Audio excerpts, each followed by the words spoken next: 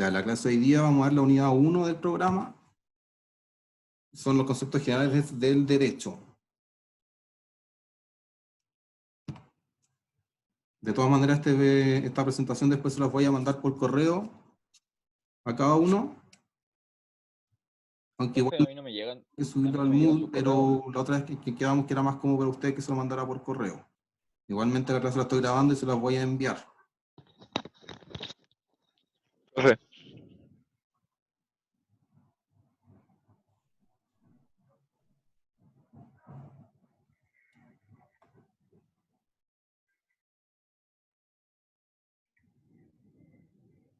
Pero antes de entrar en el tema propiamente tal del derecho, Vicente, ¿quiere hacer una pregunta? sí, profe, que a mí no me llegan sus correos.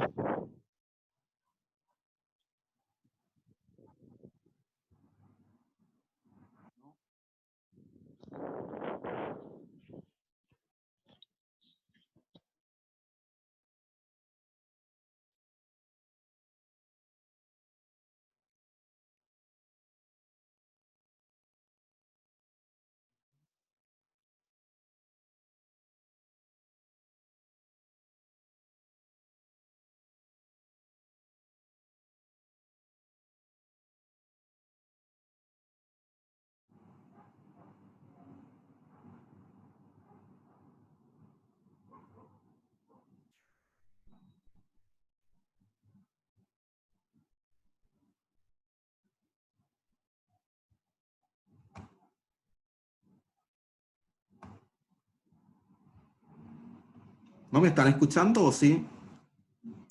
Ahora sí, profe. Ahora sí, ya. Lo que les decía, si ahí si alguien quiere hablar, activa el micrófono, no hay ningún problema.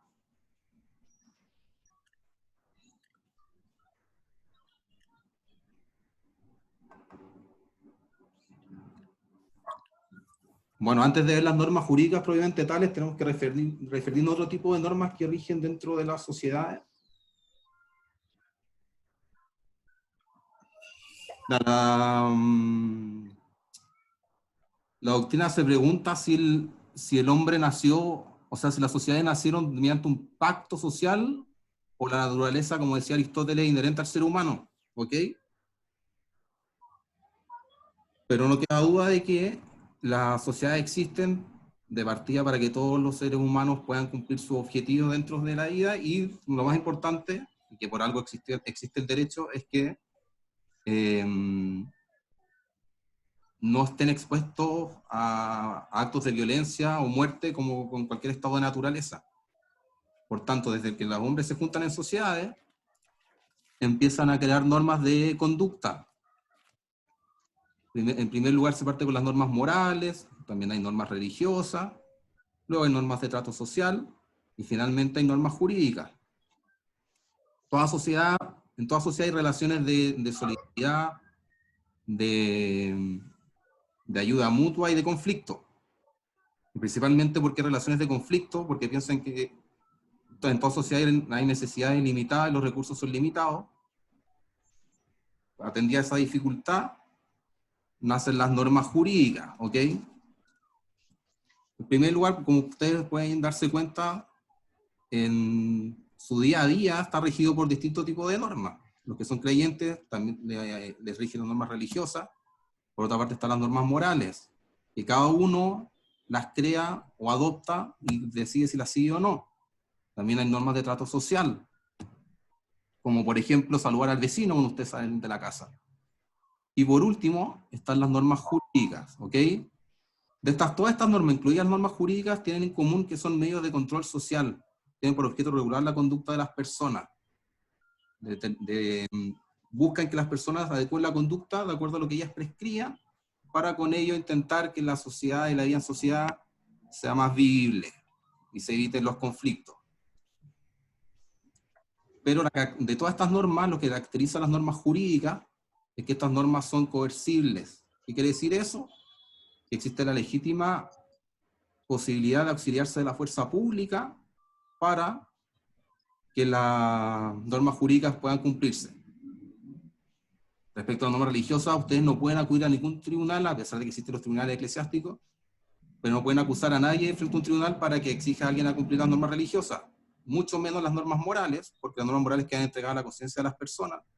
Las normas de trato social, por ejemplo, si no saludan al vecino, lo único que va a pasar es que el vecino va a encontrar que son maleducados, pero a diferencia de todas esas normas, las normas jurídicas prescriben una conducta que viene, por así decirlo, con la amenaza de que si no cumplen esa conducta, alguien puede ir a un tribunal de justicia y exigirles que cumplan esa conducta. Si la sentencian a cumplir la conducta y no cumplen, hay una serie de procedimientos, como por ejemplo que los metan presos, que le embarguen bienes, etc. Eso es lo que distingue a las normas jurídicas del resto de las normas que rigen dentro de las sociedades.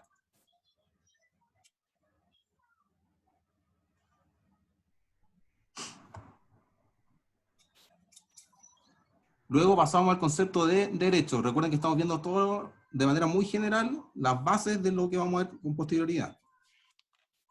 Y como pueden ver, el derecho es un conjunto de normas jurídicas que en una sociedad organizada y autónoma disciplinan generalmente bajo la amenaza de sanción del comportamiento de los miembros de ellas en las relaciones que entablan entre sí para satisfacer sus necesidades materiales y espirituales. Esperen un segundo.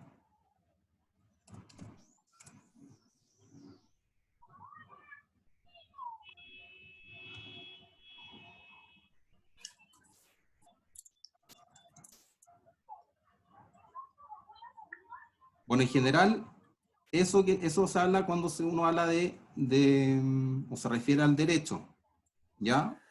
Que es un conjunto de normas que buscan regular la conducta de las personas para que la sociedad, o sea, la vida en sociedad pueda llevarse a cabo, porque sin esas normas jurídicas, probablemente todos estaríamos muertos.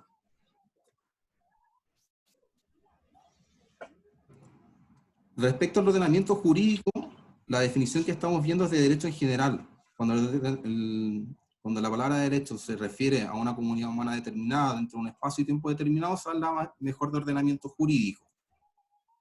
Ya el ordenamiento jurídico vendría a ser todas las normas jurídicas que rigen dentro de en Chile. Está la Constitución, las leyes, decretos, etc. Todo ello conforma un ordenamiento jurídico, y se dice que es un ordenamiento porque hay un sistema, que vamos a ver más adelante, que en virtud del cual no hay conflicto entre las normas, y si llega a haber un conflicto, el mismo ordenamiento establece cómo solucionarlo. Por tanto, es muy armónico el sistema jurídico en ese sentido.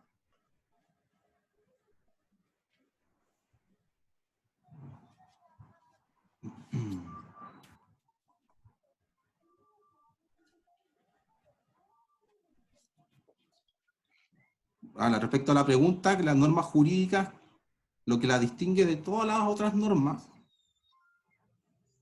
es que están respaldadas por el poder que tiene el Estado de exigir que esas normas se cumplan. Por ejemplo, si ustedes ustedes tienen un deudor, por ejemplo, una persona les debe 10 millones de pesos, ustedes pueden ir a la casa, agarrarlo a combo y decirle que les pague. Esa es una fuerza ilegítima que no está admitida dentro del derecho. Lo que el derecho establece y que el Código Civil establece, que si la persona no cumple, uno puede exigir que cumpla ante los tribunales de justicia. Por tanto, esa persona va a demandar ante un tribunal el incumplimiento, porque a esa persona le deben, póngase usted 10 millones de pesos por una compraventa, va al tribunal para que el tribunal lo condene a pagar. Si el tribunal no lo condena a pagar, y este señor no cumple, después esa persona, con esa sentencia que condena a pagar a la persona, se inicia un procedimiento ejecutivo, y ese típico procedimiento ustedes ven en la tele, que embargan bienes, etc. Es una manifestación de la coercibilidad que está detrás del derecho. También, si una persona mata a otra, la pescan y la meten presa. Ese es uno de los ejemplos más fuertes de la coercibilidad que tiene el derecho. Por tanto, eso es lo que caracteriza las normas jurídicas respecto a una norma religiosa, una norma moral, una norma de trato social. Hay muchas normas, no necesariamente jurídicas, que rigen su día a día. Piensen siempre, ustedes se levantan, saludan al vecino, después toman, en tiempos normales, toman el metro, la micro, ahí se le dan un contrato de transporte. Por tanto, las normas están día a día rigiendo nuestra conducta, ¿no? Y las normas jurídicas están, no crean que son que su incidencia en su vida diaria se da de forma excepcional, porque no es así. Ahora mismo hay un contrato, celebrar un contrato con la universidad, un contrato de educación, hay un contrato de suministro de internet que está rigiendo en estos momentos y por tanto por algo estamos conectados, etc. También cruzan la calle con luz verde de luz roja. ¿Por qué? Porque hay una norma que lo señala. Está todo regulado. Si no está regulado por la norma jurídica, va a estar regulado por la moral, etc. También hay determinadas conductas, por ejemplo, respetar la palabra de vida. Es una conducta moral, ¿ya? Que la mayoría de las personas, o todos deberían seguir, pero una conducta moral, es una norma moral, ¿ya?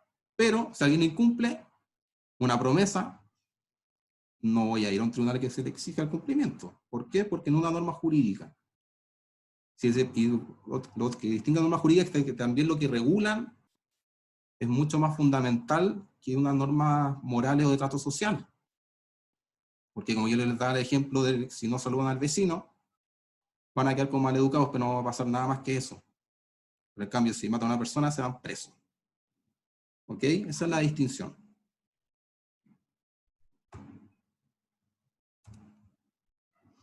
¿Qué funciones tiene el derecho? ¿Ya? La primera y más importante es que tiene por objeto, como un medio de control social que es, de orientar los comportamientos de las personas de la manera que las personas... ¿Sí? Disculpe, una pregunta. ¿Este Power lo va a subir a la Sí. intranet? Y se los voy a mandar por correo. Y Ya. alguien en el chat dijo que no le llegaban los correos. Escríbanmelo en el chat. Ya.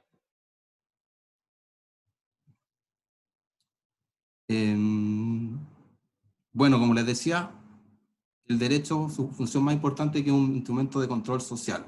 Por tanto, la principal, el derecho busca que todos nos adecuemos a lo que sus normas prescriben. En segundo lugar, el derecho tiene por objeto resolver conflictos, ya que si bien la primera misión del derecho es orientar los comportamientos de manera que todos se adecúen a sus normas y no haya conflictos dentro de la sociedad, evidentemente los conflictos siempre van a existir. Y en caso de que existan, la otra función del derecho es resolver esos conflictos de acuerdo a un procedimiento que no sea violento y que en el mundo ideal sea una solución justa. ¿Ya? En el mismo caso que hablábamos, si la persona no le pagan, hay un procedimiento establecido para lograr el cumplimiento del pago, el tribunal sigue un procedimiento, está todo regulado. Una tercera función que se señala es que el derecho busca promover determinadas condiciones dentro de la sociedad. Por ejemplo, los subsidios habitacionales, el derecho trata de promover que las conductas de ahorro de las personas, y si las personas tienen esas conductas, el derecho los ayuda con un poco de plata para poder comprarse su vivienda. Esa sería un tipo de función que el derecho, a través de sus normas, en definitiva a través de los premios que les da a las personas, busca que se adecúen al comportamiento que él desea. Luego, otra función distributiva, se dan todos aquellos casos que el derecho brinda, en definitiva, al Estado, mediante el derecho, auxilia a las personas de escasos recursos que tienen problemas económicos, como ahora con el virus hay muchos subsidios, etc. Esa sería una función distributiva del derecho. Y por último, el derecho organiza y legitima el poder social. ¿Por qué? Porque todo el aparataje del Estado, el presidente de la República, el Congreso Nacional, los tribunales de justicia, todos esos organismos que ejercen el poder dentro de la sociedad están regulados por el derecho. No hay nadie a que la práctica uno claro. Cuando juzgan al hijo de un senador no le pasa nada, etcétera, pero eso es otro tema. En teoría todos están sujetos al ordenamiento jurídico, incluso el presidente de la República. Y eso da lugar a la definición de Estado de Derecho, que quiere decir que todos, sin distinción, están sujetos y obligados a cumplir el ordenamiento jurídico. Esas son las funciones del derecho. Después tenemos los fines del derecho. Ya las funciones es algo más práctico, por así decirlo, que se busca el derecho. En cambio, los fines es algo más trascendental, que no siempre se logra, pero es lo que en definitiva el derecho busca. En primer lugar, obviamente, la paz social, ya que, como dijimos en el inicio, las sociedades sin derecho son prácticamente imposibles. De partida, la sociedad más primitiva, no sé, esas sociedades que muestran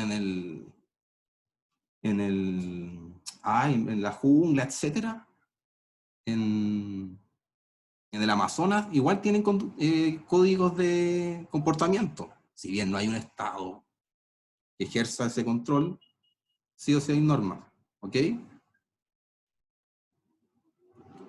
Y la paz social en definitiva se basa en que el derecho, esta paz se logra en teoría porque el derecho no admite que los particulares ejerzan violencia en contra de otros particulares, sino que el único que puede ejercer la fuerza es el derecho.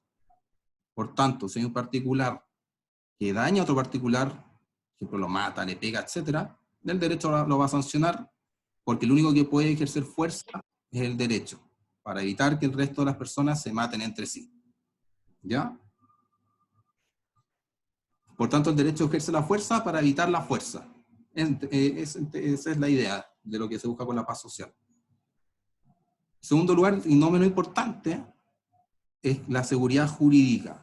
La seguridad jurídica quiere decir que todas las personas, quizás nunca hayan escuchado ese término, pero lo que quiere decir es que todas las personas, al enterarse de la existencia de que hay determinadas normas jurídicas que prescriben determinados hechos, saben a qué atenerse. Por ejemplo, ustedes salen de sus casas y tienen la legítima esperanza de que no hay ninguna persona corriendo y los va a apuñalar y va a salir corriendo, que los van a asaltar con pistola, etc. ¿Por qué? Porque hay una coraza de normas que componen el ordenamiento jurídico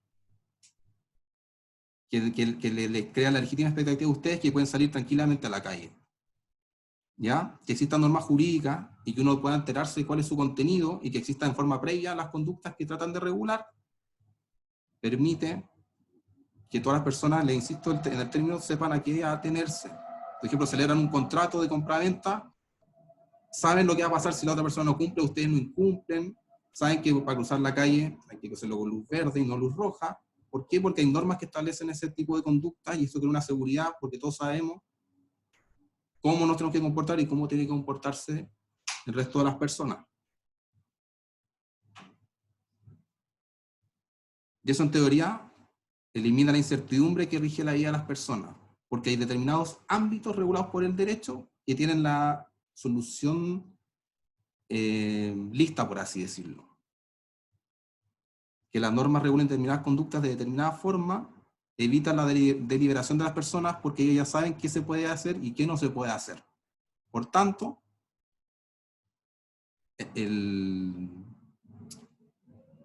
la idea es que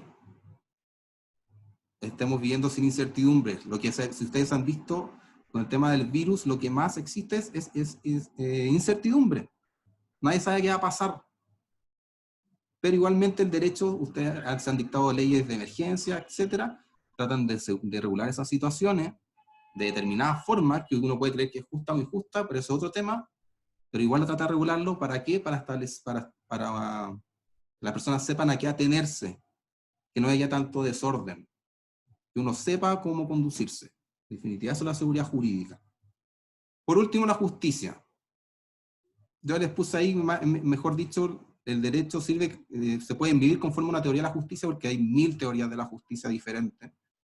Por tanto, no conviene mucho andar en este punto, porque da para un curso entero hablar de la justicia, un tema filosófico, profundo, etc. Pero lo importante es que el derecho, a ser un medio de control social, las normas que contiene pueden ser justas o injustas, ¿ok? Por eso ese es otro tema. Que la norma sea injusta y rige, crea seguridad jurídica. Por más injusta que sea la norma existe y sabemos qué podemos hacer o no podemos hacer. Pero que sea injusta, de acuerdo a una teoría de la justicia, permite que el derecho igual sea objeto de crítica y pueda ser mejorado. ¿Ok? Por tanto, dentro de las fines del derecho, lo más importante, para mi gusto, sería la paz social y la seguridad jurídica. Aquí me importa que les quede claro el concepto de seguridad jurídica, que es bien importante, porque se pone a pensar muchas de las situaciones de su vida diaria, ustedes las prevén y saben más o menos cómo van a ocurrir. Y eso es gracias a que hay normas que fijan los parámetros de cómo tienen que conducirse las personas. Es más profundo de lo que aparenta la seguridad jurídica.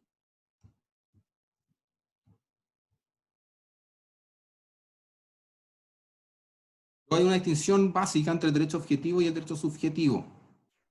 El derecho objetivo es a lo que hemos hablado recientemente. Derecho como sinónimo de ordenamiento jurídico. El conjunto de normas jurídicas que rigen en determinada sociedad, en determinado espacio y en determinado periodo de tiempo. El derecho chileno, por ejemplo. El derecho chileno, el ordenamiento jurídico chileno, cuando uno se refiere de esa forma al derecho, es derecho objetivo.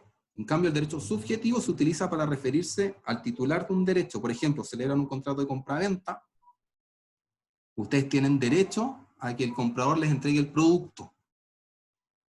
Ese derecho que ustedes tienen es un derecho subjetivo, es un derecho que pueden exigirle a un tercero. ¿Ya? Y detrás de todo derecho subjetivo hay un interés jurídicamente protegido. Por tanto, siempre que hay un derecho objetivo, por contrapartida hay una obligación de una persona que puede consistir en un dar, hacer o no hacer. El titular del derecho es quien tiene derecho subjetivo y el sujeto pasivo de ese derecho es la persona que debe cumplir la obligación. ¿Levantaron la mano? ¿Quieren hacer alguna consulta? Sí, profe, es que no entendí eso de los derechos objetivos y subjetivos. Ya. Derecho objetivo y derecho subjetivo son dos términos que aluden a dos realidades diferentes. El derecho objetivo es sinónimo del derecho como lo vimos recientemente. Es decir, como el ordenamiento jurídico, conjunto de normas jurídicas que rigen en determinado espacio y lugar, ya sea la Constitución, las leyes, etc. Eso se llama derecho objetivo. Pero cuando hablamos de derecho subjetivo, apunta más a la titularidad de los derechos respecto de las personas particulares. Por ejemplo, si tú compras un producto, no te lo entregan, tú tienes derecho a exigir que te entreguen el producto. Y ese derecho a exigir, ese interés protegido, jurídicamente protegido que tú tienes, es un derecho subjetivo. Tú tienes el derecho subjetivo, o derecho simplemente se dice, a que te entreguen el producto. De la misma forma, el vendedor tiene derecho a exigirte que le pagues el precio. Y si ninguno de los dos incumple, no cumple, tú puedes ir a un tribunal de justicia para que lo obliguen a cumplir su obligación. ¿Por qué? Porque tú tienes un interés jurídicamente protegido que consiste en tu derecho a que te paguen el precio o que te entreguen la cosa. Entonces la noción de derecho subjetivo trae aparejada la noción de obligación. Yo sé que estos términos son súper técnicos, pero trato de explicarlo de la forma más simple. Tú tienes derecho subjetivo a que te entreguen el producto. El vendedor tiene la obligación de entregarte el producto, por tanto, al lado de todo derecho subjetivo hay una obligación correlativa, y esa obligación puede ser un dar, como en el caso del vendedor, un hacer, cuando ustedes contratan a un maestro para que le haga una casa, por ejemplo, o un no hacer. Por ejemplo, el vecino se obliga a no construir determinado muro en su propiedad. Esa es la distinción entre derecho subjetivo y derecho objetivo. ¿Ya? ¿Profe? ¿Sí? El derecho objetivo serían como las leyes y el subjetivo como los derechos humanos, ¿o no? Es que los derechos humanos es un concepto más amplio, pero podría servir para ilustrarlo. El derecho objetivo es el conjunto, piénsenlo así de manera más simple, el derecho objetivo es el conjunto de normas jurídicas que rigen en Chile, donde está la ley, la constitución, tratados, decretos, etc. En cambio, el derecho subjetivo es el derecho de que es titular una persona y que gracias a una situación determinada se transforma en titular de ese derecho. Por ejemplo, antes de celebrar la compra-venta, de la que estamos hablando, ustedes no tenían ningún derecho subjetivo a exigir la entrega del producto. Pero al momento de celebrar el contrato de compra-venta, sí se transforman en titulares del derecho a exigir la entrega del producto. ¿Ya? Los derechos humanos son derechos fundamentales, que se llama, que son más allá que un derecho subjetivo, porque el derecho subjetivo en teoría es un interés jurídicamente protegido, pero dice relación más con un tema, por así decirlo, económico, porque atrás de todo derecho subjetivo hay una obligación. Pero en cambio, un derecho humano, en ese sentido todos tendrían la obligación de respetarlo, que también podría verse de esa manera. Pero para que no se confundan, los derechos humanos, derechos fundamentales que se llaman, derecho a la vida, derecho a la salud, etc., es un tema más profundo. Escapan a la lógica típica del derecho subjetivo de la que estamos hablando. Ya, profe. Gracias. Sí.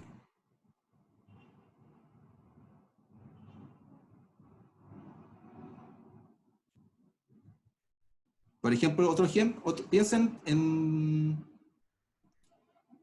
Van al kiosco, compran, tienen derecho a exigir la compra. Celebran un contrato de arrendamiento, tienen derecho a exigir que les paguen la renta.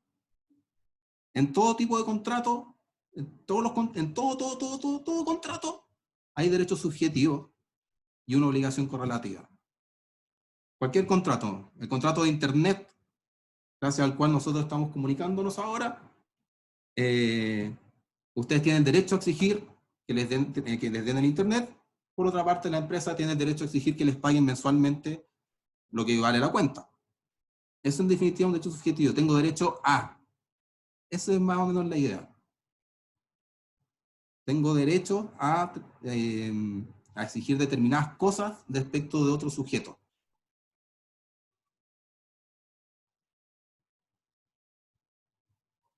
Si tienen cualquier otra duda o profundizamos un tema, me dicen nomás, si es que no queda claro.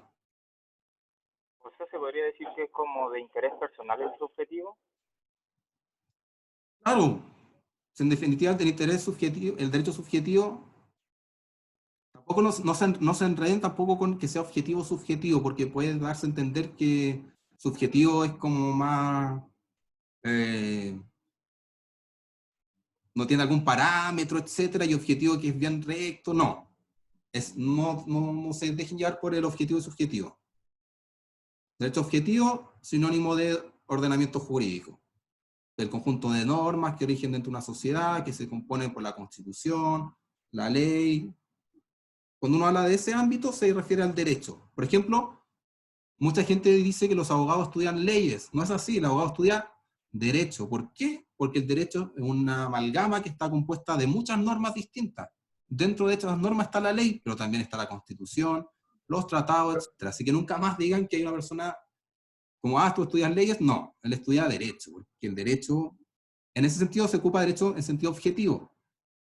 Pero yo estudio derecho en la universidad y tengo un derecho subjetivo a exigir a la universidad que me brinde la educación y ellos tienen derecho a cobrarme lo que cuesta la mensualidad. Por tanto, subjetivo. Profe, ¿Sí? tengo una duda, por ejemplo, que se me viene a la cabeza que en tal constitución aparece que la gente tiene derecho a la vivienda. ¿Eso Claro. vendría siendo un derecho objetivo o subjetivo? Eso sería más cercano a un derecho subjetivo. Pero como les decía, los derechos fundamentales, los que aparecen en la Constitución, son más profundos que el derecho que estamos viendo. Esos derechos que están en la Constitución, por ejemplo, que establecen derecho a la vivienda, etcétera, se ejercen más que nada frente al Estado. Igualmente uno puede ejercer sus derechos fundamentales, por ejemplo, el derecho a la vida, al vivir en un ambiente libre de contaminación respecto a los particulares, pero por la general son derechos que demandan una actuación de parte del Estado. En cambio, el derecho subjetivo, por así decirlo, es de interés únicamente personal. La mayoría de los derechos subjetivos son tan personales que yo puedo disponer de los derechos. Por ejemplo, el derecho que mientras no esté prohibida su renuncia, yo puedo renunciar a un derecho subjetivo. Por ejemplo, en el caso de la compraventa, yo puedo renunciar a cobrarle al vendedor que me entregue el producto. ¿Por qué? Porque es un derecho mío que mira mi solo interés, y por tanto, como su renuncia no está prohibida, yo puedo hacer renuncia a ese derecho. En cambio, un derecho fundamental es irrenunciable. Yo no puedo renunciar a mi derecho a la vida, mi derecho a la salud, mi derecho al debido proceso, etc. ¿Ya? Hace tiempo. Por ejemplo, si no se cumple el derecho subjetivo, en el mismo caso de la compraventa, arrendamiento, piensen en cualquier contrato, yo puedo exigir mi derecho a través de un tribunal de justicia. El tribunal de justicia va a decirle a la persona, si es que yo tengo fundamento en mi alegación, oiga, respete el derecho de don Pablo y cumpla el contrato. Si lo obligan y no cumple, hay otro procedimiento para exigirle que cumpla, ya sea embargándole bienes, etc. En cambio, el derecho objetivo es más, por así decirlo, de es una categoría para referirse a la idea de ordenamiento jurídico. No es que el derecho objetivo no se cumpla. O sea, no. El derecho objetivo, como se compone de normas, etcétera, se puede incumplir. Por ejemplo, la norma que prohibía a las personas asesinar a las otras, no lo establece así la ley, pero el Código Penal dice que recibe la pena de tantos años quien comete delitos, bla, bla, bla, de tal persona. Esa es una norma que pertenece al derecho objetivo. Y si esa norma se incumple, la persona va a terminar presa. En ese sentido, si me incumplen un derecho subjetivo, yo voy al tribunal a que me paguen lo que me deben. Pero si yo incumplo en ese sentido, la persona que incumplió también estaría vulnerando el derecho objetivo. ¿Por qué? Porque hay una norma del Código Civil que obliga a las personas a cumplir sus obligaciones patrimoniales, como en este caso sería la entrega del producto. Por tanto, la persona que mata a otra o no incumple la obligación contractual de pagar el producto o el precio, vulnera el derecho objetivo. Y el derecho objetivo contempla la posibilidad de que uno pueda ir a un tribunal de justicia para exigir el respeto de esos derechos. ¿Y cómo yo respeto el derecho en el caso de la compraventa? Mediante mi derecho subjetivo a exigir que me paguen. ¿Ok? Como un derecho subjetivo y es personal de la persona, no puede ir un familiar mío exigiendo que me respeten el derecho a que me entreguen el producto, porque es personal. Yo tengo que exigir eso. En cambio, si matan a una persona, no hay un derecho subjetivo detrás. ¿Por qué? Porque cuando hay un asesinato, etcétera, hay intereses más fundamentales de la sociedad y ahí hay que actuar la fiscalía, que ejerce un interés público para que peneen a las personas.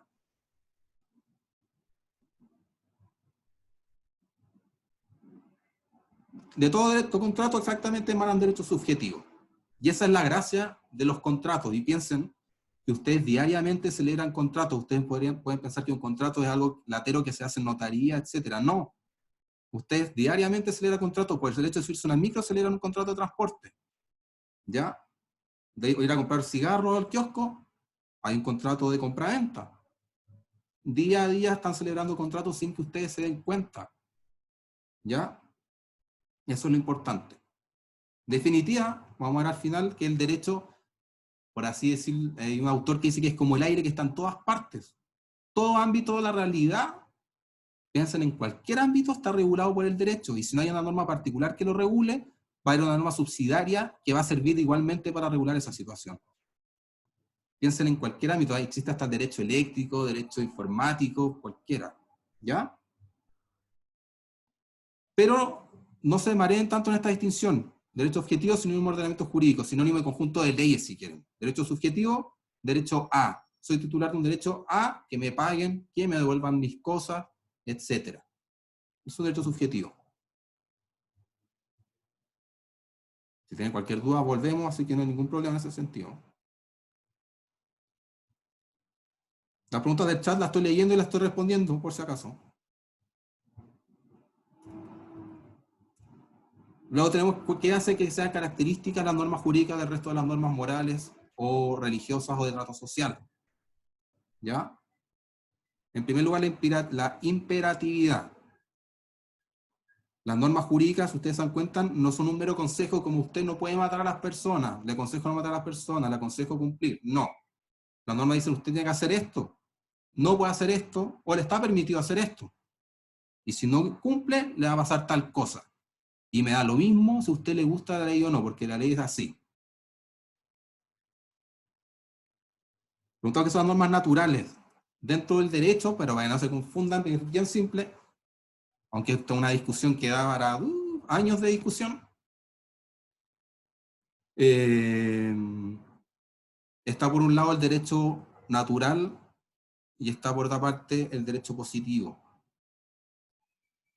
El derecho natural, en palabras bien sencillas, es aquel que los que creen en esto, yo no creo en esto por si acaso, señalan que hay un conjunto de normas de conducta que son precedentes, que vienen antes de la sociedad, que vienen o de Dios, o que nacemos con ese conjunto de normas en nuestra mente y que racionalmente podemos descubrirlo, y que por eso sabemos que matar es malo, entendemos que hay que cumplir los contratos, etc. Por tanto, habría un conjunto de normas previo al Estado. los positivistas, que se llama la escuela de los positivistas, el positivismo jurídico, dice que no, el único derecho que existe es el que está en la Constitución, el que está, por así decirlo, el que se imprime, y el que existe, el que uno puede buscar, la ley tanto, artículo tanto. No existe ningún ordenamiento extrasensorial, por así decirlo, que establezca determinadas normas de conducta. Tanto el que defiende el derecho natural dice que por una parte está el derecho positivo. Positivo también, no lo entiendan como positivo de, qué bueno, una palabra simplemente que se utiliza para referirse a ese tipo de derechos. Que no son tipos de derechos en definitiva, son escuelas de pensamiento respecto al derecho. Los que defienden el derecho natural, que es el justnaturalismo, dicen que hay un conjunto de normas previas al hombre. Y por otra parte está el derecho escrito, por tanto es una teoría dualista. Por otro lado, los positivistas dicen, no existe ningún conjunto de normas previo a la sociedad. Las únicas normas que existen son las que están en los códigos y en las leyes. Yo encuentro que tienen mucho más razón los positivistas, pero ustedes pueden pensar lo que quieran, porque aquí no hay nada dicho. Y también, normas naturales o leyes de la naturaleza, se refieren a todas aquellas leyes que rigen, que se basan en la regla causa-efecto, que no prescriben conductas, no ordenan conductas, sino que lo único que hacen es que describen fenómenos, como las leyes de la naturaleza, como la ley de gravedad, etc. Se basan en una causa en efecto, y por tanto no ordenan conductas, sino que simplemente describen lo que sucede en el mundo natural. ¿Ya? El humano no tiene ninguna incidencia en las leyes de naturaleza. Las leyes de naturaleza son, y el humano las descubre. En cambio, las normas jurídicas, el humano las crea. La naturaleza no ha hecho nada ahí. El ser humano las crea para que la vida en sociedad sea más factible, por así decirlo. ¿Ya? Bueno, respecto a la imperatividad, ya les dije, las normas jurídicas ordenan. Me da lo mismo que a usted no le importa lo que diga mi norma, pero usted la tiene que obedecer, y si no lo obedece, se va preso. En segundo lugar, las normas jurídicas son exteriores. ¿Qué quiere decir esto? Que las normas jurídicas regulan la conducta externa de las personas por regla general. Es decir, para que la norma esté cumplida, basta que el sujeto cumpla con la conducta que la norma establece sin que importe si el sujeto esa conducta la desarrolló de mala manera, de mala fe, etc. Lo único que importa, el derecho ve, el sujeto se comportó como yo le exijo, cumplió la norma. Pero el sujeto puede haberse comportado de esa forma porque quería buscar un fin ulterior, o la cumplió de mala gana, etc. Pero eso al derecho no le importa. En cambio, en el caso de las normas morales o religiosas, sí importa la interioridad del sujeto. Ahí no basta que el sujeto desarrolle su conducta exterior como le exige la norma, sino que también importa la motivación del sujeto, importa que el sujeto cumpla la norma porque quiere cumplirla, porque tiene el deber, etc. Por tanto, si en caso de una norma moral el sujeto cumple la norma, pero la hace de mala gana, no estaría cumpliendo la norma moral. Sí, la norma jurídica. Pero como les decía, tiene excepciones las normas jurídicas. ¿Por qué?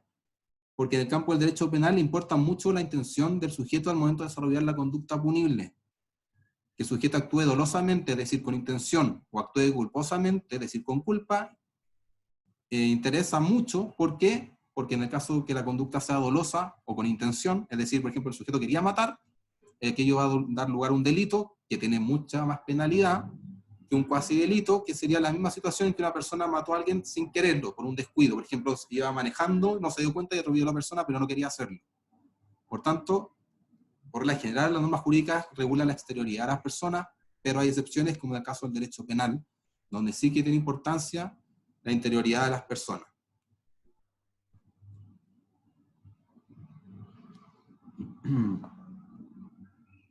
Luego tenemos la heteronomía. Esto quiere decir que las normas jurídicas son impuestas a las personas sin que importe la voluntad de aquellas, se les imponen. No son autónomas, son heterónomas. Un sujeto externo al sujeto, una persona externa al sujeto obligado, le impone lo que tiene que hacer, no hacer o que le está permitido hacer. ¿Ya? Esa es la regla general, pero vamos a ver más adelante que fuentes del derecho, las fuentes del derecho son todos aquellos de donde emanan las normas jurídicas. ¿Ya? Está la ley, la constitución, etc. Pero ahí, por ejemplo, existen los contratos. Los contratos, el Código Civil establece que todo contrato legalmente celebrado es una ley para las partes. Por tanto, cuando ustedes celebran un contrato, ese contrato tiene que ser respetado y da lugar a normas jurídicas. ¿Ya? Las normas, no piensen solamente que existen las leyes. Están las constituciones, las leyes, los decretos, están los actos jurídicos. dentro de los actos jurídicos, vamos a verlo más adelante, los actos jurídicos es una institución dentro de la cual se ubican varias parcelas del derecho, dentro de las cuales están los contratos. Los contratos, jurídicamente, un acuerdo de voluntades que tiene por objeto crear derechos y obligaciones. Eso es un contrato, crear derechos y obligaciones. Tanto cuando se le da el contrato de compraventa del ejemplo, nosotros mismos nos imponemos obligaciones y derechos. Por tanto, por eso se dice que la heteronomía, por regla general, es una característica general de las normas jurídicas, porque hay normas jurídicas que son autónomas como las que emanan de los contratos. Porque no me las impone un tercero, sino que yo mismo me impongo las normas que emanan del contrato.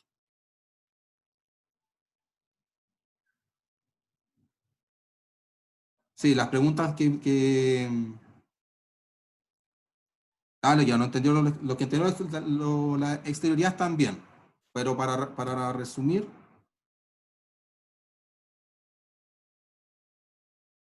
para que la norma se encuentre cumplida, basta que la persona desarrolle la conducta externa que establece la norma. ¿Ya? Por ejemplo, la norma dice que usted tiene que cruzar con luz verde la calle. Usted cruza con luz verde la calle, cumplió la norma. Me da lo mismo, al derecho le da lo mismo su interioridad que diga, que lata el derecho que me hace, yo quiero cruzar con luz roja, no con luz verde, odio el derecho, es lo peor del mundo, al derecho le da lo mismo. Lo que importa es que usted externamente se adecúe a la norma. Pero hay determinados ámbitos como el derecho penal que sí importa si usted cruzó con, por ejemplo, si cruzó con roja, importa si cruzó con intención o sin intención. Ahí sí importa. Pero por regla general no importa la interioridad del sujeto al momento de desarrollar la conducta. La norma está cumplida por el simple hecho de que la persona desarrolle la conducta establecida en la norma. Si hay coincidencia, cumplió. Me da lo mismo si le gusta o no la norma, si lo hizo queriendo o no queriendo. Lo importante es que cumplió. Eso se refiere a exterioridad. Solamente se regula la conducta externa. Por regla general, el derecho no le importa lo que el sujeto quiere o haya querido, etc. Lo que importa es que cumpla. Externamente. Ya vimos la heteronomía. Bilateralidad, ¿qué quiere decir? Las normas regulan la conducta de las personas no en relación a ellas mismas, sino que respecto al resto de las personas. Para algo existe la norma jurídica, para que la sociedad sea viable. Y son bilaterales porque, junto con imponer un deber, una obligación a las personas, se faculta a exigir el cumplimiento, facultan que se pueda exigir el cumplimiento de estas obligaciones. Por ejemplo, tratándose de una norma religiosa, una norma moral, no pueden exigir el cumplimiento, no hay forma de que ustedes exijan el cumplimiento de esa norma. Lo único que pueden hacer es representar ese incumplimiento y decirle a la persona hoy que eres un mal creyente, o que eres mal educado, como no saludaste al vecino, etc. Pero nadie puede ir y exigirles que cumplan la norma, no hay forma de hacerlo. En cambio, en el derecho, las normas se imponen por otro sujeto para que ustedes cumplan, y si incumplen, hay otros sujetos que pueden exigir el cumplimiento de las normas. ¿Ya? Si ustedes no respetan la vida ajena y matan a alguien, se le puede exigir una pena. ¿Por qué? Porque es una norma jurídica. No se les va a exigir mediante la fuerza que no maten a alguien, porque las normas jurídicas no se imponen mediante... Es decir, las normas jurídicas, mediante la fuerza, no imponen la conducta que ellas buscan. Por ejemplo, la norma dice no matar y ustedes matan, la fuerza no está destinada a que ustedes no maten, sino que está destinada a aplicar las sanciones establecidas en el caso de que ustedes maten.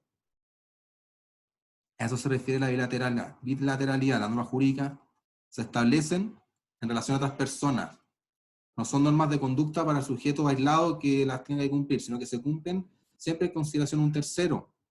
Y están respaldadas por la posibilidad de que si las sanciones establecidas frente al incumplimiento se hagan efectivas mediante la fuerza.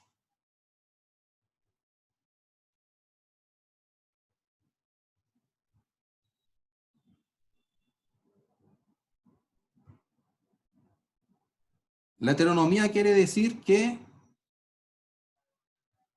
la norma no es autónoma. Todas las normas jurídicas que rigen, salvo los contratos como vimos, como ejemplo, todas las normas jurídicas se imponen a las personas independientes de la voluntad de ellas. Por ejemplo, el Congreso dicta una ley, Ustedes tienen que cumplir la ley. Nadie les preguntó si quieren cumplir la ley. La ley existe, tienen que cumplirla. Si no se cumple, tienen que, se les van a aplicar las sanciones que correspondan al caso concreto. Por tanto, que sean heterónomas las normas quiere decir que no las crea el mismo sujeto que debe cumplirlas, sino que hay una persona externa a los obligados quien indica qué tienen que hacer o no hacer, o qué le está permitido hacer a las personas. Eso quiere decir la heteronomía. Por ejemplo, yo me impongo normas morales, muchas han escuchado algunas veces que las personas no hacen cosas porque va contra sus principios. Por ejemplo, en ese caso, esa conducta va contra las normas morales de aquella persona, que ella misma se impone esas normas morales. Ella podría cambiar las normas morales porque ella misma se las impone, ella misma las crea o las adopta. Pero las normas jurídicas son heterónomas. El Congreso o el Presidente de la República, que también escoge legislador, envía un proyecto de ley, se aprueba la ley, la gente los tiene que cumplir. Da lo mismo si le es injusto o no. ¿Ya? Eso es lo importante, que sean heterónomas. Si ahí está la ley, usted tiene que cumplirla. Si no le gusta, mala suerte. Reclame para que la cambie, pero la norma existe y tiene que cumplirla. Y eso también apunta a los fines del derecho que vimos anteriormente, que es la seguridad jurídica. ¿Ya? Porque si no fueran heterónomas las normas, quedaría a criterio de cada uno cumplirlas. Porque serían autónomas. Pero como son heterónomas, hay un tercero que nos dice qué tenemos que hacer. Esas son palabras simples de la heteronomía. El Estado, mediante su poder normativo, nos dice qué podemos hacer, qué no podemos hacer, y lo que debemos hacer. ¿Ya?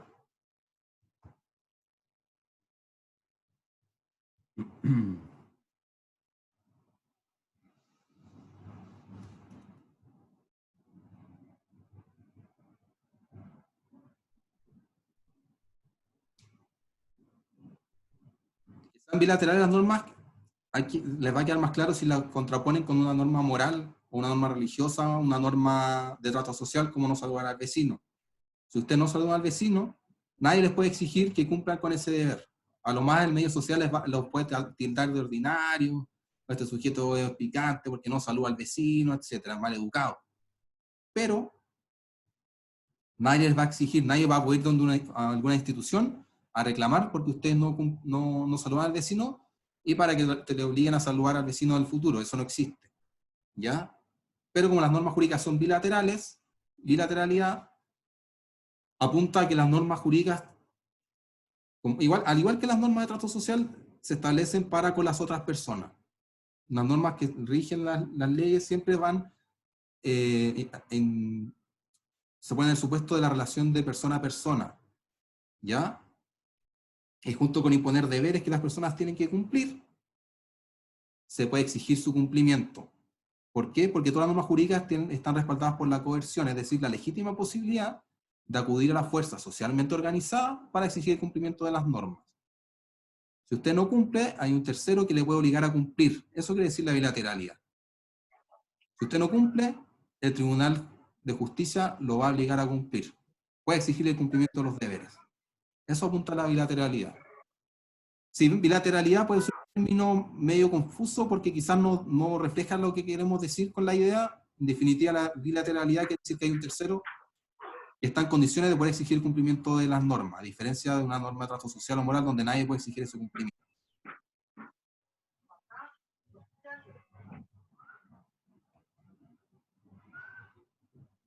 Por último, quizás la característica más importante de las normas jurídicas es la coercibilidad. ¿Y qué es la coercibilidad? Como ya dijimos, ya adelantamos un poco, es la legítima posibilidad de aplicar la fuerza socialmente organizada para obtener el cumplimiento de las normas jurídicas. Si usted no cumple las normas, pueden reclamar en los tribunales de justicia, etc.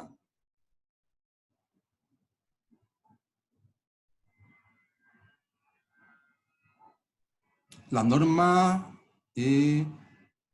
claro, las normas sociales, no hay ninguna instancia, un organismo donde ustedes pueden exigir el cumplimiento de las normas sociales, pero claro, si usted no cumple una norma social, el mismo medio social los puede sancionar, los pueden excluir, les pueden hacer la ley del hielo.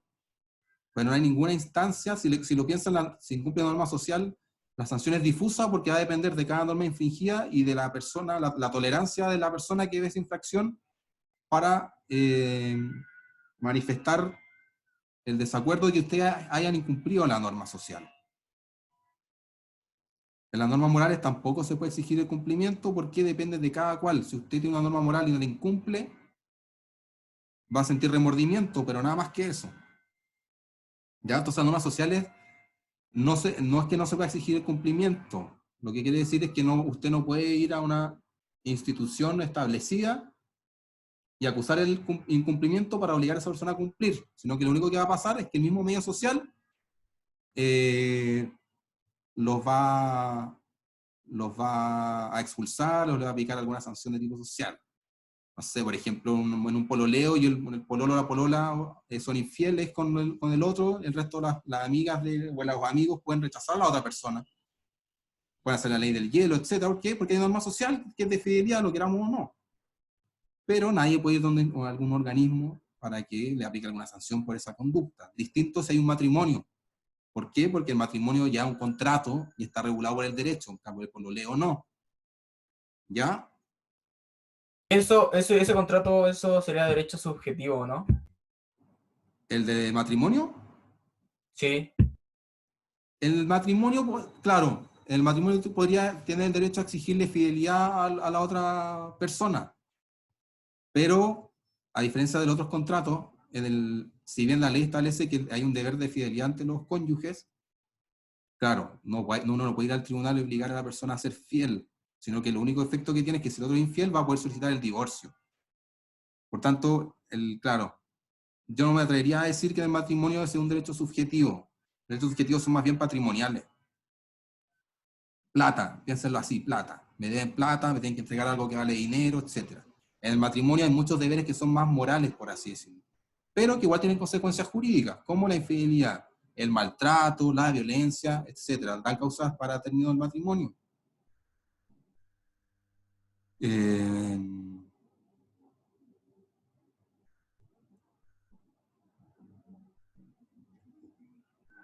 Bueno, la coercibilidad, como les decía, es la posibilidad que respalda toda norma jurídica de poder auxiliarse de la fuerza socialmente organizada para para obligar a cumplir. Tanto hay que tienen que distinguir entre coercibilidad, coacción y sanción. La coercibilidad es la mera posibilidad legítima de auxiliarse de la fuerza pública. ¿Ya? Está la norma, y sabemos que si no cumplimos la norma hay determinada sanción. Esa presión psicológica, si se quiere, es la coercibilidad. Luego, si usted infringe la norma y se pone en marcha el aparato jurisdiccional para aplicar la correspondiente sanción, y se aplica esa sanción, hay coacción, que es la coercibilidad en acto, por así decirlo. Y por último está la sanción, que viene a ser que depende de cada caso. ¿Ya? Tanto la sanción es como la materialización de la coacción. Y la coacción es la coercibilidad, pero en acto. La coercibilidad, si se quiere, es la amenaza, la coacción es el cumplimiento de la amenaza, y la sanción es la materialización en cada caso concreto de la amenaza. Distintas penas, por ejemplo, celebran contratos con infracción de determinadas normas, se declara la nulidad del contrato. No piensen siempre en sanciones de tipo carcelarias, por así decirlo, que son más fáciles de entender el concepto, pero hay muchos tipos de sanciones.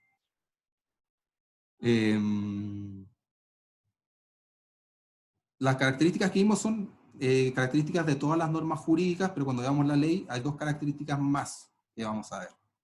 ¿Ya? Lo importante de todas estas características, la más importante para mi gusto y que lo diferencia de todas las otras normas que existen dentro de nuestra sociedad es la coercibilidad, que es la posibilidad de auxiliarse de la fuerza socialmente organizada para obtener el cumplimiento del derecho. ¿Ya? Tanto si el derecho que se comporta de determinada forma, no lo hacen, el derecho como un papá les pega, tiene que cumplir la norma. Y así, mucha gente cumple el derecho. ¿Por qué? Porque tienen miedo a que le apliquen una sanción, etc. Por ejemplo, hay toque de queda. Nadie quiere salir después de las 10. ¿Por qué? Porque si lo voy a llevar detenido, etc. Eso es seguridad jurídica también. Sabemos que no podemos salir a tal hora, nos guste o no.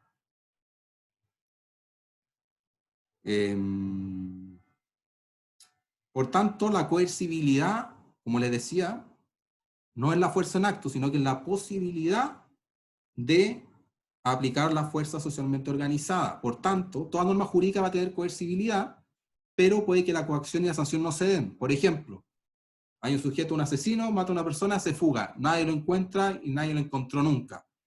La coercibilidad, es decir, la posibilidad de aplicar la sanción a ese sujeto, existe, porque la posibilidad está, la norma contempla esa sanción. Pero falló la coacción, ¿por qué? Porque como no se pudo encontrar sujeto, no se le pudo meter preso. Por tanto, en ese ejemplo, si bien no hay coacción ni sanción, sí la coercibilidad se va a mantener intocable, porque esa posibilidad legítima de auxiliarse de la fuerza se mantiene vigente. ¿Ya?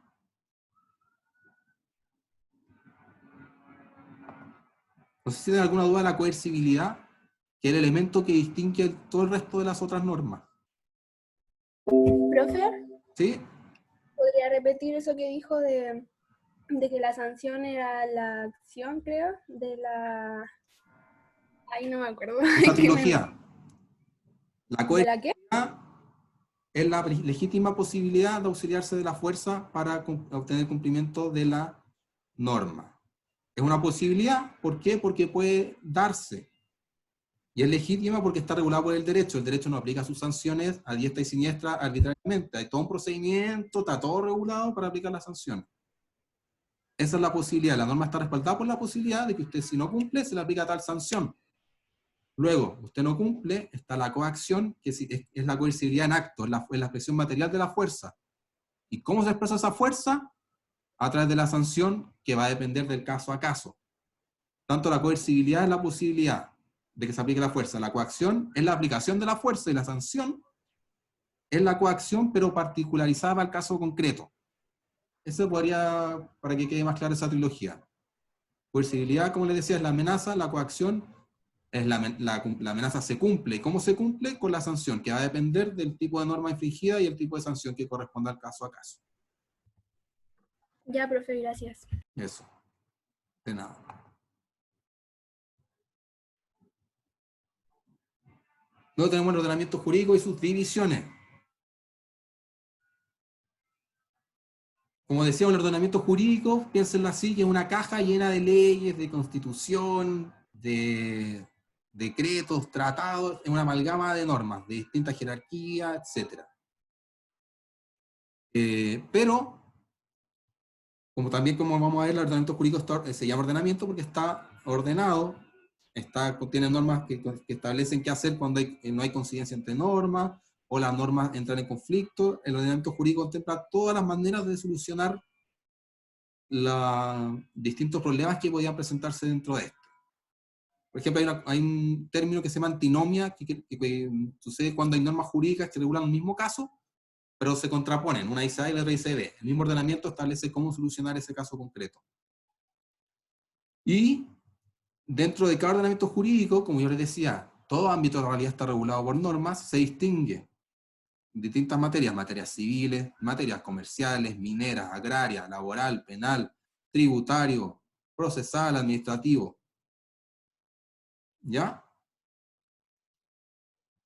Todas estas normas, si se consideran conjuntamente, forman una determinada área del derecho, y así se habla del derecho civil, penal, derecho tributario, derecho administrativo, derecho procesal, etc. Pero esas divisiones son más que nada académicas, son más que nada para facilitar el estudio del derecho. Si ustedes lo piensan, hay alrededor de 21.000 y tantas leyes, que ningún abogado, ningún juez las sabe de todas. Pero hay determinadas normas que coinciden respecto a los ámbitos en que regulan, y así se establece que hay normas que pertenecen al derecho civil, al derecho comercial, al derecho agrario, etc.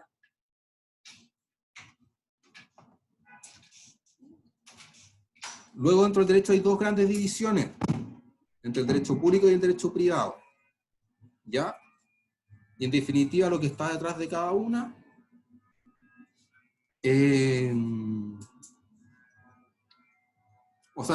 antes que nada está el derecho nacional y el derecho internacional. No nos vamos a detener en ese punto, lo importante es el derecho nacional. Dentro del derecho nacional se distingue entre derecho público y derecho privado. Y como les puse ahí, se distingue considerando tres factores. El interés que tutelan, los sujetos de esta relación y la calidad en que ellos actúan.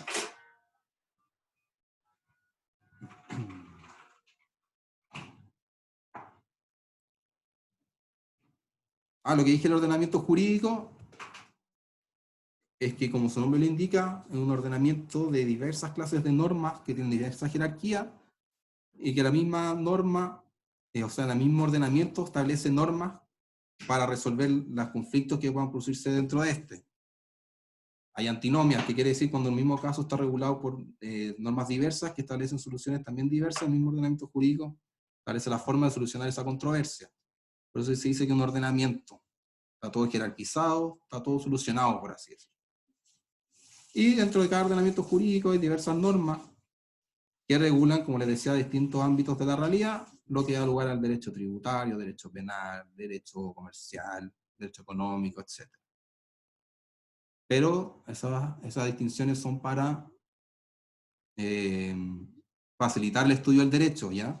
Porque el derecho es uno solo, regula determinados ámbitos, pero siempre se recae toda la Constitución y de ahí para abajo. Pero como les decía, hay alrededor de 21.000 y tantas leyes, nadie se las sabe, ni el mejor juez de la Corte Suprema no se tiene idea de todas las leyes que existen. Pero se hace una división para facilitar el estudio. ¿Y por qué? Porque hay normas que regulan determinadas áreas y que se basan en determinados principios, que esa área comparte. Los principios del derecho penal son distintos a los del derecho civil, etc. Y, como les decía,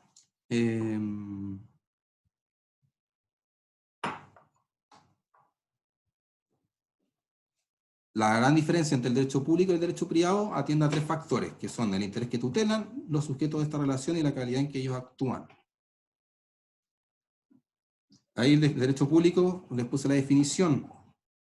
Tutelar un interés colectivo, regula la organización y actividad del Estado, las relaciones entre estos y entre los particulares, y actuando el Estado y dichos entes como un poder soberano. Es decir, cuando hay un ámbito del derecho público, por ejemplo, la Constitución es una norma de derecho público, el derecho administrativo es parte del derecho público, ¿ya? Y todas estas normas, en todas estas relaciones de derecho público, el Estado actúa en un plano de subordinación frente a los particulares, ¿ya? Una lógica totalmente distinta a la del derecho privado, donde lo que prevalece es el interés particular, ¿ya? Por tanto, la Constitución, el Estatuto Administrativo, la Ley de Municipalidades son normas de derecho público, y también regulan las relaciones que tienen entre sí estos entes y con los particulares, que actuando siempre en estas relaciones, cuando el Estado actúa con un particular, como un sujeto dotado del poder público y soberano. Por tanto, el sujeto particular que se relacionan con el Estado, cuando éste actúa dentro del derecho público, actúa en un plano de subordinación.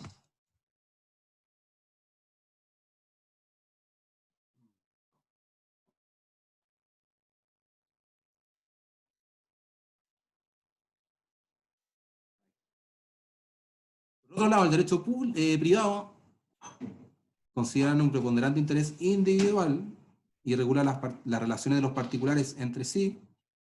Ya no están los organismos del Estado, sino que son los particulares, Juanito y Pepito.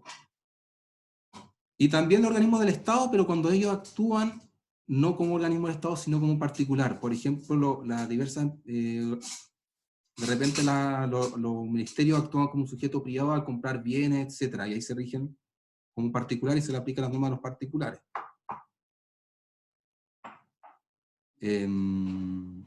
Y también la otra diferencia importante es que, a diferencia del derecho público, donde los particulares frente al Estado están en una relación de subordinación, en el campo del derecho privado, los particulares, y cuando estos se relacionan con los entes del Estado, dentro del derecho privado, ambos están en un plano de igualdad. Por tanto, se tiene que tener igual poder de negociación, etc. Por tanto, de lo anterior, en ambos ámbitos rige una norma totalmente diferente. El derecho público, dentro del derecho público solamente puede hacerse aquello que la norma permite.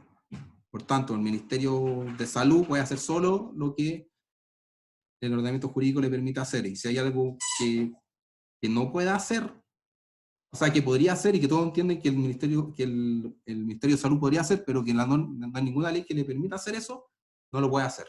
¿Por qué? Porque solo puede actuar conforme al ordenamiento jurídico, conforme a las competencias que le entregue Eso se llama el principio de juridicidad que establece la Constitución. Solamente los organismos públicos que se rigen por el derecho público pueden hacer lo que la ley les permite. En cambio, en el derecho privado puede hacerse todo, al contrario, puede hacerse todo aquello que no esté prohibido por la ley. Entonces, en el derecho privado rige la libertad, por así decirlo. Pueden celebrar el contrato que quieran, con el contenido que quieran, siempre que ese contenido no esté prohibido por la ley, porque si bien pueden hacer lo que quieran, hay determinados márgenes que la ley establece que tienen que respetar para que ese contrato surta efecto. Por tanto, en el ámbito privado rige el principio de la autonomía de la voluntad. ¿Qué quiere decir eso? Que la voluntad de las personas es autónoma para regular como quieran sus relaciones. Pero, como les decía, y siempre me voy a referir a los contratos porque es más simple entenderlo así.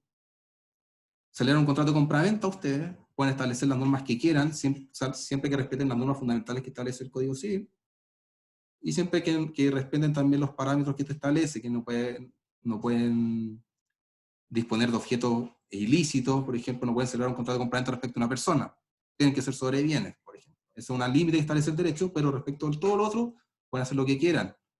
Y si hay determinadas materias respecto de las cuales usted no establece una regulación, van a entrar a jugar las normas del Código Civil que regulan de manera completa a la compraventa. Por tanto, todas las normas del Código Civil son supletorias de la voluntad de las partes. ¿Por qué? Porque lo que prima es la voluntad de ellas y ellas disponen como quieren de sus intereses. Por tanto, como si bien el derecho privado, piensa en el derecho privado, el derecho comercial, el derecho civil, los contratos, plata. Así piensen, los derechos privados, plata.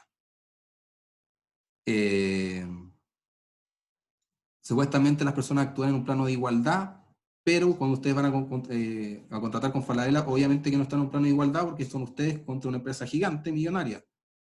Por tanto, se ha discutido este plano de igualdad porque llevaría a abusos, porque evidentemente el plano de igualdad busca que la negociación de un contrato se base en un plano de igualdad, donde cada uno pueda estipular las obligaciones y derechos de cada uno con el mismo poder de negociación.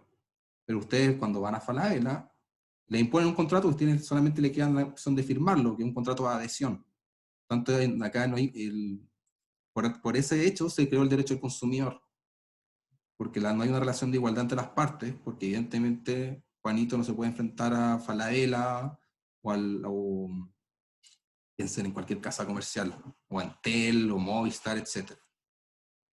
Por tanto, por eso nació el derecho consumidor, para aminorar esas consecuencias negativas que genera el principio de igualdad a secas. Lo mismo que el derecho laboral. Se establece un conjunto de derechos irrenunciables para el trabajador, porque evidentemente el trabajador no está en un plano de igualdad con el empleador, porque el empleador es el que le paga el sueldo, etc. Por tanto, si rigiera el plano de igualdad del derecho privado en el ámbito laboral sin que exista el Código del Trabajo, los trabajadores estarían expuestos a un sinfín de abusos. Por algo existe ese tipo de legislaciones que vienen a minorar las consecuencias negativas que genera el plano de igualdad. Pero este plano de igualdad se mantiene vigente en el derecho civil, por ejemplo, la compraventa que ustedes hagan no de un bien, porque si hacen compraventa de un bien, rige el derecho al consumidor, pero si compran una casa o arriendan, ahí hay un plano de igualdad. Pero igual,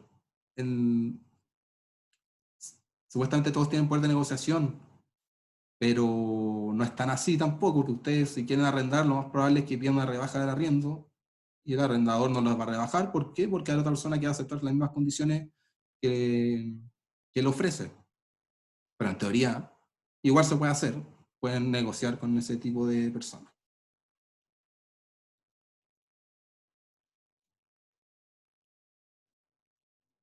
Y por último, de esta clase más introductoria, como les dije, les he dicho en toda la clase, todo ámbito de la realidad fáctica se encuentra regulado por el derecho, ¿ya? Se distingue entre derecho civil, derecho comercial, derecho tributario, derecho constitucional, y solo les nombré algunos porque, como les digo, todo ámbito de la realidad está regulado por el derecho, no hay nada que escape a él. Les decía, si hay algún ámbito extraño, que ustedes digan, no, esto es imposible que esté regulado, va a regir una norma supletoria, que sí va a entrar a regular esa situación y va a establecer alguna solución al caso. ¿Ya? Por tanto, el derecho, les quede claro, está en todas partes, pero sus normas rigen determinados ámbitos de la realidad y se basan en distintos principios. Ya vimos que el derecho civil, el derecho comercial, se rigen por el principio de igualdad, por el principio de la autonomía de voluntad. Hay libertad. El mundo de los negocios rige la libertad, entre comillas, porque el igual derecho exige que cumplan determinados parámetros. No se pueden coludir, por ejemplo, etc. El derecho constitucional, una rama del derecho público, el derecho tributario, busca que lo que estudian ustedes, lo que buscan es que el fisco recaude fondos para poder satisfacer las necesidades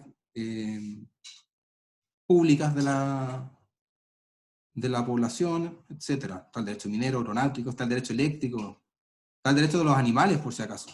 Una rama que busca que se les conozcan cada vez más derechos a los animales. Por ejemplo, ahora previo a la discusión cuando estaba la Bachelet de la Asamblea Constituyente, se planteaba la idea de que los animales no fueran, que legalmente en Chile los animales son bienes, igual que un televisor, legalmente. Por tanto, con un televisor ustedes pueden venderlo o lo pueden destruir.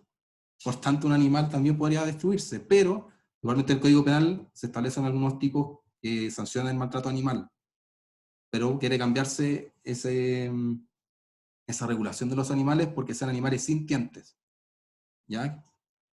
Porque su perrito que ustedes quieren tanto, su gatito, para el frente al derecho es un bien, es una cosa igual que un televisor, ¿ya? Así que, para terminar, quédense con esa idea. En la próxima clase vamos a ver las fuentes del derecho, pero quédense con la idea. Esta es una clase muy introductoria, porque vimos los principios más generales, pero eso, quédense con la idea que todo está regulado. Todo. Piensen nada más, mañana cuando se levanten, todos los contratos que van a acelerar sin darse cuenta. O todas las normas de conducta que, por ejemplo, hacen un carrete, no vamos a poner la música tan alta, ¿por qué? Porque hay una ordenanza que prohíbe subir el volumen. Por tanto, hay una norma que está dirigiendo su conducta, que es lo que busca el derecho. Así que no sé si tienen alguna consulta.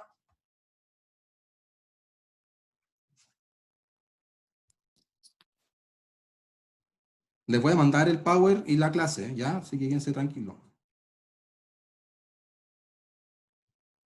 Lo sube a un virtual, ¿cierto, profe? Lo voy a subir ahí y se los voy a mandar por correo. Antes que se me olvide, todos los que estén conectados, escriban su nombre en el chat para después yo anotarlo en la lista.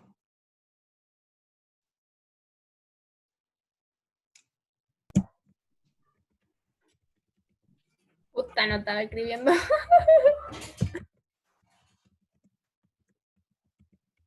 Eso, escriban todos, y después yo lo anoto en la lista.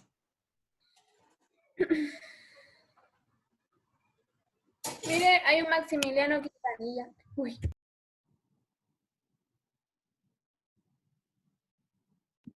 Profe, una pregunta. ¿Sí? ¿Nos pueden enviar los PPT antes de la clase? Sí, también se los podría mandar antes. Ya, eso era, gracias. Ya.